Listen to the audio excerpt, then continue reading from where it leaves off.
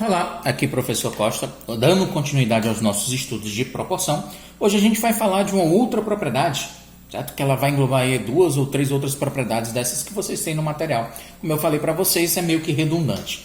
Mas é o seguinte, essa segunda propriedade, certo? A gente vai chamar de adição, certo? Mas ela vale para adição e subtração de termos. Vamos, sem demoras, mostrar logo para vocês aqui o enunciado dessa propriedade. Ela diz o seguinte: a adição dos primeiros ou dos primeiros termos está para o primeiro ou para o segundo, assim como a adição dos últimos está para o terceiro ou quarto. Vixe, professor, realmente aí complicou, mas vamos lá.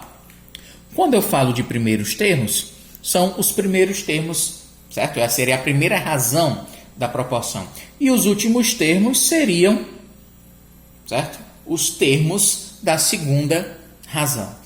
A soma dos primeiros termos, ou seja, A mais ou menos B, como eu falei para vocês, vale para adição e subtração. A soma dos primeiros termos está para o primeiro ou o segundo termo. A mais ou menos B está para A ou para B, assim como... Professor, e como é que eu vou saber se é mais ou se é menos? Ou ainda, se é o número A ou o número B? Depende muito da tua questão, da tua situação, problema. Normalmente eu tenho a soma de dois números, é igual a 13. Eu não vou utilizar a subtração sabendo que a soma deles é 13. Certo? Se a questão está dizendo que é a soma, então eu vou utilizar A mais B. Se a questão te der o valor de A, eu vou colocar aqui sobre A. Se eu não tenho o valor de B, não faz sentido você fazer a razão com um outro valor, com a outra incógnita que você realmente não conhece seu valor. Você vai utilizar o termo a qual você determina ou sabe determinar o seu valor. Então é o seguinte, depende muito de cada situação, problema. Cada caso é um caso, é necessário que você avalie. A soma dos primeiros termos está para o primeiro ou para o segundo, assim como a soma A mais ou menos D dos últimos termos está para o terceiro ou o quarto termo. E aqui é o seguinte, se você utilizou A na primeira razão, você vai ter que utilizar o C na segunda razão. Se eu utilizei o B na primeira razão, eu vou ter que utilizar o D na segunda razão. Senão você vai ter problemas aí enquanto, certo? Nos resultados da tua propriedade. E aí, é claro, se é uma igualdade entre duas razões em uma proporção, você vai poder sempre fazer que o produto dos meios é igual ao produto dos extremos. Se isso é verdade, certo? Realmente você está conseguindo aplicar a propriedade das proporções. Galera, isso é a propriedade, como eu falei para vocês, eu não vou aplicar diretamente um exemplo agora. Gostaria realmente que vocês tentassem fazer as atividades que a gente vai depois corrigir, certo? Eu vou passar para vocês, vou trabalhar essas questões com vocês para que a gente veja aí quem consegue alcançar, certo? Aplicar essas propriedades para que a gente possa cobrar de vocês mais na frente. Não se apavorem por enquanto. A propriedade é simplesmente isso. A soma dos primeiros está para o primeiro ou o segundo, assim como a soma dos últimos está para o terceiro ou o quarto termo. Quando eu falo adição, lembre, pode ser uma adição ou uma subtração. Ok? Vou colocar um outro exemplo aqui da propriedade passada para vocês. É muito fácil de ser cobrado por aí afora, em concursos, seja de correios, seja de bancos, certo? Eles normalmente costumam cobrar esse tipo de coisa. Já que eles cobram, vai cobrar também no material de vocês e, é claro, nas nossas atividades avaliativas. Acompanhe. Eu quero dividir R$380 entre 3 irmãos. As idades dos irmãos são 8, 12 e 18 anos. Eu quero que você divida esse dinheiro de maneira proporcional. Eu não vou simplesmente pegar o dinheiro e dividir em 3 partes iguais. É claro, a pessoa mais velha vai ganhar mais dinheiro devido à sua idade. A pessoa com 12 anos vai receber um pouco menos, mas vai receber mais ainda do que aquela criança que só vai ter aí os 8 anos. Eu vou dividir proporcional às suas idades. Então, quem tiver mais idade vai receber mais quantia desse valor que eu tenho a distribuir. E se fosse o inverso?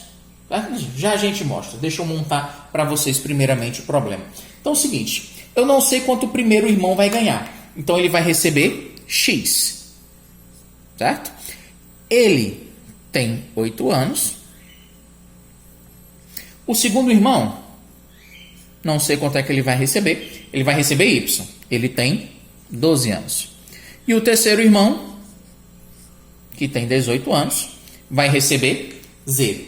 É uma igualdade entre razões. Nós temos proporções. Então, eu posso afirmar que, lembra da propriedade da aula passada, que a soma dos antecedentes está para a soma dos consequentes, assim como cada antecedente está para o seu consequente. Então, eu vou fazer o seguinte. X mais Y mais Z está para 8 mais 12 mais 18, assim como X está para 8, assim como o Y está para 12, assim como o Z está para 18.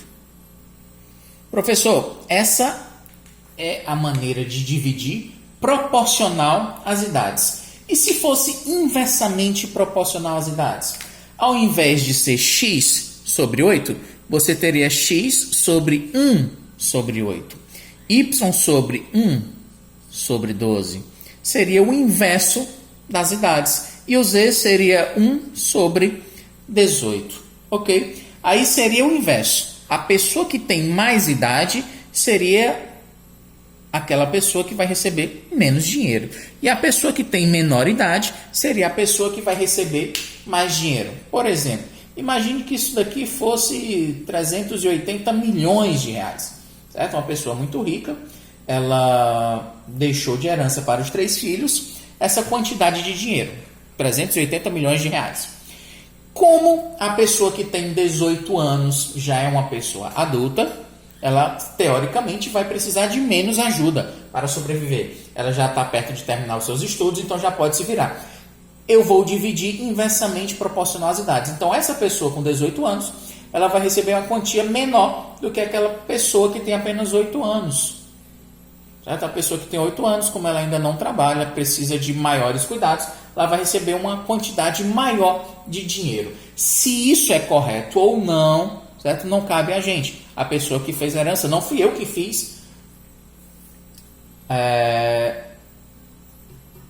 Não fui eu que fiz, certo? A divisão da herança, certo?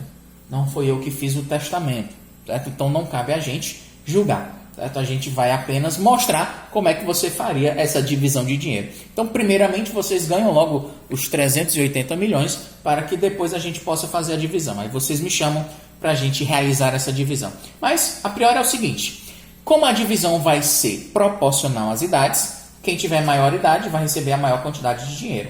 Quem tiver a menor idade vai receber a menor quantidade de dinheiro. Imagine que isso aqui seja R$380 da mesada. Então, a pessoa que tem maior idade vai receber aí a maior quantidade. Ela precisa de mais dinheiro aí para ir para uma festa. Enfim. Então, vamos lá. A soma dos antecedentes. Eu não sei quanto que é. Mas eu sei que se esses valores x, y, z representam as quantidades recebidas, x mais y mais z vai ser igual a 380. Concorda? Que é exatamente a quantia que eu tenho. Eu não sei quanto que equivale a cada um. Mas eu sei que se eu somar tudo, nunca vai ser maior do que 380. Eu só tenho 380 para dividir. E no denominador eu tenho 8 mais 12 mais 18. Então é o seguinte, 8 mais 12 fazem 20, 20 mais 18 vai dar 38. Oba, deu para simplificar aqui. Então é o seguinte, 380 sobre 38.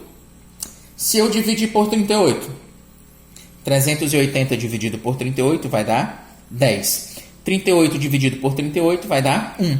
Então, simplifiquei aqui, ó, vai facilitar muito os meus cálculos. 10 sobre 1 vai ser igual a x sobre 8, que vai ser igual a y sobre 12, que vai ser igual a z sobre 18. E se for inverso, lembra, não seria x sobre 8, seria x sobre 1 sobre 8. O y seria 1 sobre 12 e z seria 1 sobre 18. Não é o caso, a gente vai dividir exatamente proporcional e não inversamente proporcional. Então vamos lá, vou apagar aqui em cima para que a gente possa fazer essas continhas e saber quanto cada um desses irmãos vai receber.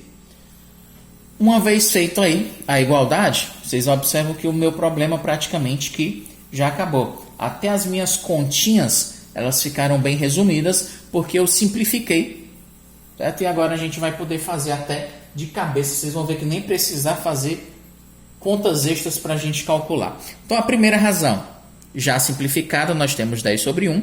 Isso vai ser igual a x sobre 8. X vezes 1 é x. Estou aplicando a propriedade fundamental das proporções. Ou seja, que o produto dos meios é igual ao produto dos extremos. Então, x vezes 1 é x. 10 vezes 8 dá 80. Certo? A próxima, 10 sobre 1, tem que ser igual a, para o y, y sobre 12. 10 está para 1, assim como y está para 12. Aplicando a propriedade fundamental, produto dos meios igual ao produto dos extremos, y vezes 1 é y. 10 vezes 12 fazem 120. E por último, 10 está para 1, assim como z está para 18. Z vezes 1 é z. E 10 vezes 18 vai dar 180. Então, o irmão mais velho, o irmão que tem 18 anos, vai receber R$180 desse dinheiro. O irmão do meio vai receber R$120 desse dinheiro. E o irmão caçula vai receber R$80 desse dinheiro. Se você somar, 0 mais 0 mais 0 é 0. 8 mais 2 dá 10, mais 8 dá 18. A 1, 1 mais 1, 2, mais 1, 3. Dá um total de R$380. Exatamente a quantia que eu tinha no início para que eu pudesse fazer a divisão. Então, galera, tá aí mais um exemplo, mais uma propriedade. Todas as outras propriedades que vocês têm no livro, se vocês forem realmente analisar com cuidado, elas realmente são derivadas dessas duas primeiras propriedades. Com essas propriedades a gente consegue resolver as nossas atividades. É tanto que esse 10 sobre 1 aqui tem uma propriedade que ele afirma que é uma constante. 10 sobre 1 é 10, então a constante de proporcionalidade aí seria 10, certo? Sabendo isso daí, a gente vai conseguir resolver nossas atividades e, é claro, as atividades avaliativas também. Obrigado pela atenção, continuem estudando e até a próxima. Valeu!